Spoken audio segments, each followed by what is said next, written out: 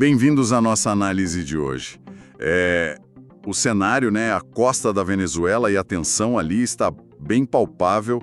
Temos navios de guerra americanos, pelo menos 3 destroyers lança-mísseis, milhares de fuzileiros navais posicionados ali agora. A justificativa oficial, que vem da administração Trump, se baseia numa ordem executiva de janeiro. Ela classificou cartéis de drogas como organizações terroristas estrangeiras. E depois veio uma diretiva autorizando o uso de força militar contra narcotraficantes fora dos Estados Unidos. É uma movimentação militar bem significativa, né? E claro, isso gerou muitas reações internacionais. O nosso objetivo aqui hoje, mergulhando no material que a gente tem, principalmente um artigo recente da Truthout, é justamente entender essa rede de reações. A ideia é sacar as diferentes perspectivas, o porquê dessa condenação quase geral, que veio de vários lugares. Perfeito. Então, vamos começar a desmembrar isso. Olhando primeiro para um ator global importante, a China. Qual foi a posição de Pequim? Olha, a China foi bem firme, mas também diplomática. A porta-voz do Ministério das Relações Exteriores, a Mao Ning, foi muito clara. Ela disse que o país se opõe a qualquer movimento que viole os propósitos e princípios da Carta da ONU e a soberania e segurança de um país. Deram uma ênfase, muito forte na rejeição ao uso ou ameaça de força nas relações internacionais. E o ponto crucial: contra a interferência externa nos assuntos internos da Venezuela, não importa o pretexto. Certo. Além dessa condenação, que é baseada em princípios do direito internacional, a China fez algum pedido mais direto aos Estados Unidos? Fez, sim. Pequim pediu que os Estados Unidos tomassem ações que, de fato, contribuíssem para a paz e segurança na América Latina e no Caribe. O interessante aqui é notar como a China usa a situação para se posicionar, sabe? Ao citar a Carta da ONU, ela se coloca como defensora do multilateralismo, da ordem internacional baseada em regras, em contraste com o que muita gente vê como uma ação unilateral dos Estados Unidos. É uma jogada diplomática que acaba reforçando a imagem global deles enquanto critica Washington. Essa menção à Carta da ONU não é só retórica, é um pilar do direito internacional pós-Segunda Guerra, para evitar justamente ações unilaterais que ameacem a paz. Entendido. Agora, trazendo foco mais para perto, para a América Latina mesmo, tivemos uma resposta coletiva bem forte da ALBA-TCP. Para quem talvez não esteja tão por dentro, pode explicar rapidinho o que é a ALBA-TCP? Claro. A ALBA-TCP é a Aliança Bolivariana para os Povos da Nossa América, Tratado de Comércio dos Povos. É um bloco regional, hoje com 11 nações da América Latina e do Caribe. Muitos desses países têm governos mais à esquerda ou centro-esquerda e eles compartilham um histórico de críticas, à influência e às intervenções dos Estados Unidos na região. É uma organização com uma identidade política bem clara nesse sentido. E como essa identidade apareceu na resposta deles? Foi só uma nota protocolar ou foi algo mais pesado? Foi bem mais pesado. Eles convocaram uma cúpula extraordinária virtual, a 13ª, só para tratar disso.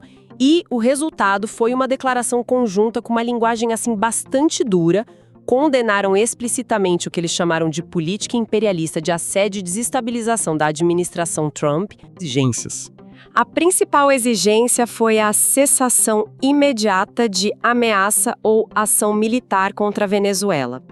E mais, a declaração deu apoio explícito ao presidente Nicolás Maduro. E aqui vem um ponto bem importante. Rejeitaram de forma categórica as acusações dos Estados Unidos que ligam o Maduro ao narcotráfico.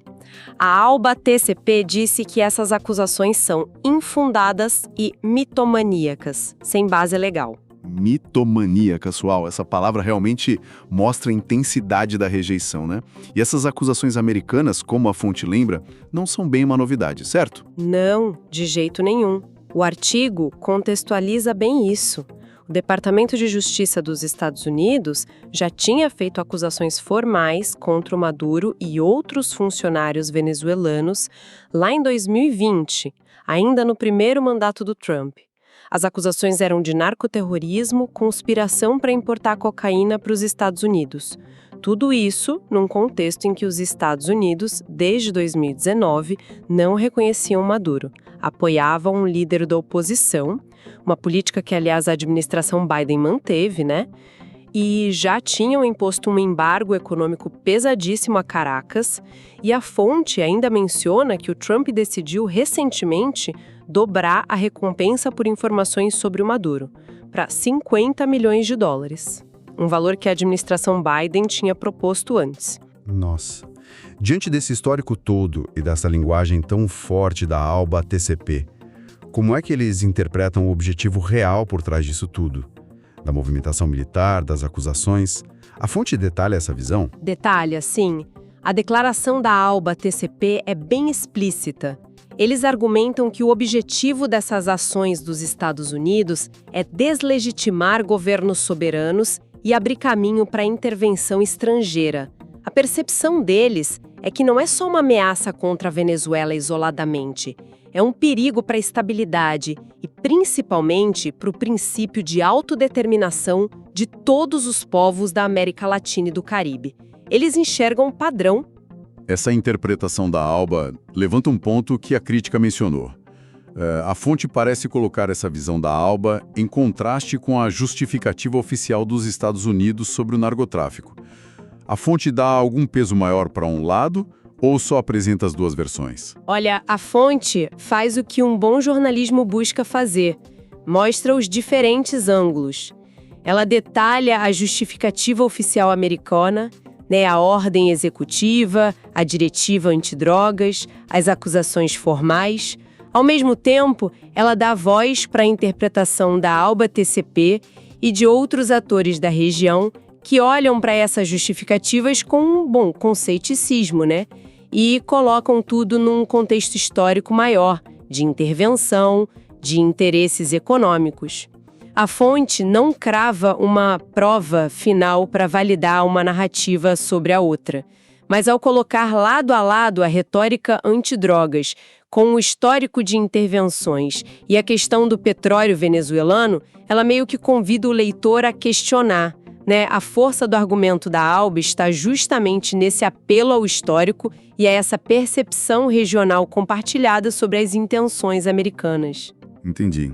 E além dessa posição do bloco da ALBA-TCP, o artigo destaca falas individuais de líderes importantes da região. Destaca, sim.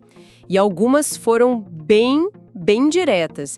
Na própria cúpula virtual da ALBA-TCP, o presidente de Cuba, Miguel Díaz-Canel, usou termos fortes.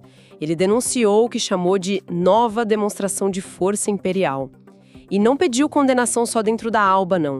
Fez um apelo a todos os povos do mundo para condenarem o ataque irracional do governo Trump. O Díaz-Canel foi além. Ele alertou que toda a região estaria sob ameaça e falou da necessidade de integração regional para resistir às intenções americanas de nos subjugar ou nos tornar objetos de agressão.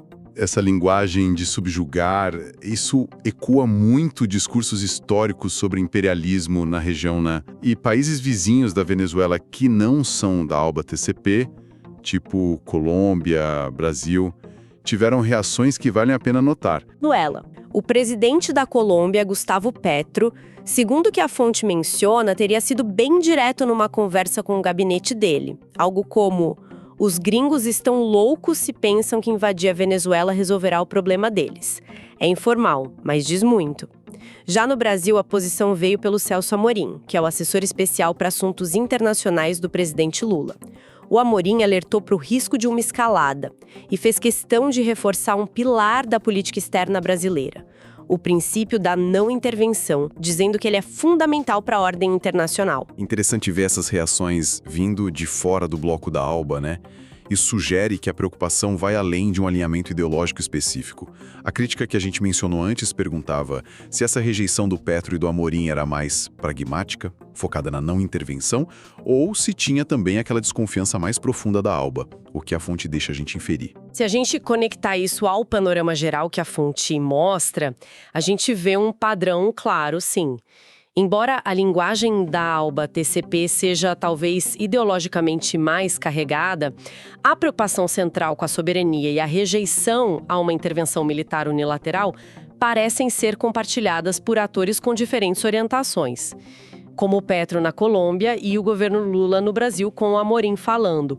A crítica do Petro, mesmo informal, sugere mais que só pragmatismo. Parece ter uma desconfiança real sobre a eficácia e as intenções de uma abordagem militar, e a ênfase do Brasil na não intervenção é uma posição diplomática antiga, mas nesse contexto vira uma crítica direta à ação dos Estados Unidos.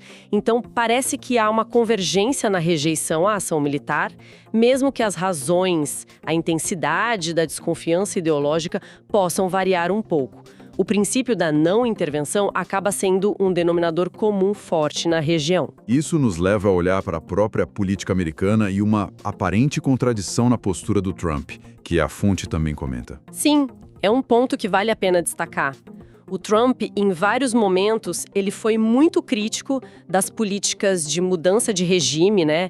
Especialmente aquelas ligadas a governos anteriores, como o do George W. Bush no Iraque.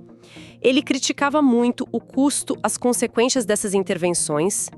Só que, paradoxalmente, quando o assunto é Venezuela, ele mesmo e gente importante do governo dele já falaram abertamente sobre a possibilidade de derrubar o governo Maduro, inclusive com uma intervenção militar direta dos Estados Unidos.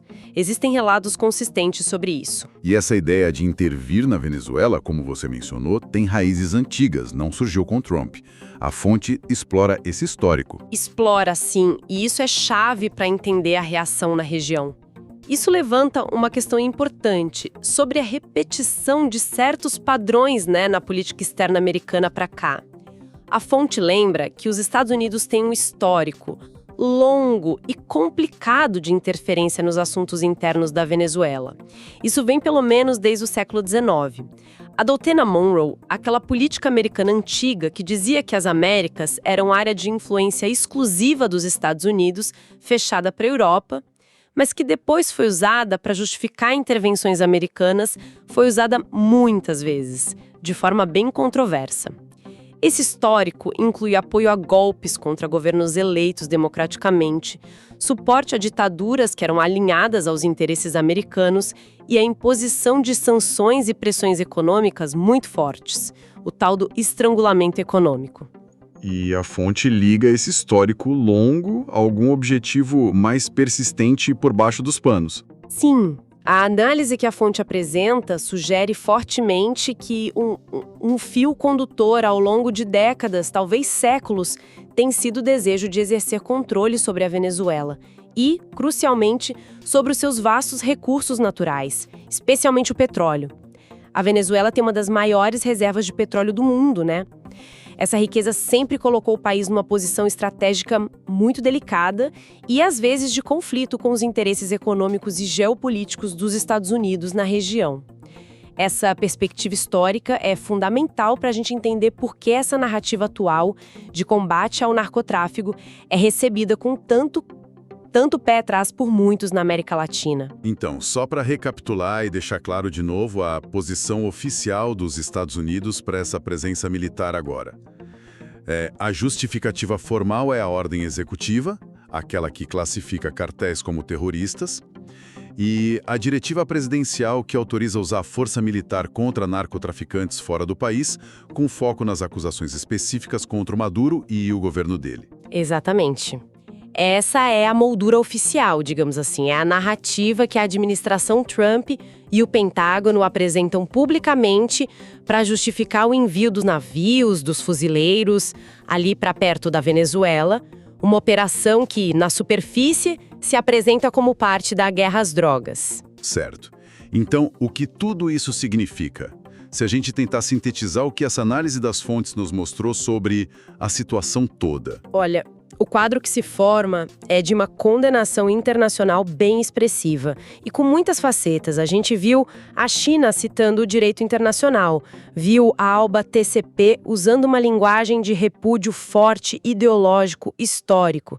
E vimos vozes importantes de fora desse bloco, como Colômbia e Brasil, mostrando a mesma preocupação com a soberania, com os riscos de uma escalada militar. A percepção que domina fora dos círculos do governo americano parece ser que essa ação militar é uma violação da soberania venezuelana, uma ameaça para a estabilidade da região e, para muitos, é a continuação de um padrão histórico de políticas vistas como imperialistas ou, no mínimo, intervencionistas. E essa percepção regional, como você bem disse, bate de frente com a justificativa americana de combate ao narcotráfico. Exatamente. A situação toda acaba expondo fraturas profundas e antigas nas relações interamericanas, que giram em torno de temas muito sensíveis: intervenção externa, soberania nacional, o papel e a influência dos Estados Unidos na América Latina. Para uma parte bem grande da região, essa demonstração de força militar perto da Venezuela não é vista como uma operação legítima, bem intencionada de combate ao crime organizado. Pelo contrário, é vista como um ato de pressão indevida, potencialmente desestabilizador. E muita gente suspeita que esteja ligada a outros interesses, principalmente econômicos e geopolíticos, por causa do petróleo, dado todo o histórico que a gente discutiu. Isso nos deixa, então, com um ponto final para a nossa reflexão, que toca justamente nessa questão da interpretação dos motivos, né?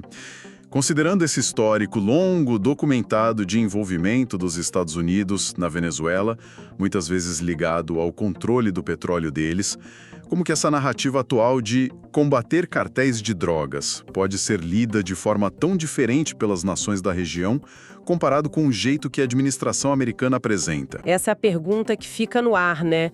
E que convida a uma reflexão mais profunda mesmo. Que nuances essa diferença enorme de percepção revela sobre como estão as relações entre os Estados Unidos e a América Latina hoje? Quando uma ação militar é justificada com a bandeira do combate ao narcotráfico, que é um problema real e grave na região, sem dúvida nenhuma, mas acontece num cenário marcado por décadas de intervenções por causa de recursos e influência política, como isso afeta a confiança, a cooperação, a própria interpretação da realidade. Fica essa reflexão sobre como as narrativas são construídas, como elas são recebidas de formas diferentes por causa de experiências históricas diferentes e o que essas leituras distintas podem, na verdade, revelar sobre as intenções reais e a dinâmica de poder que é tão complexa na geopolítica das Américas hoje em dia.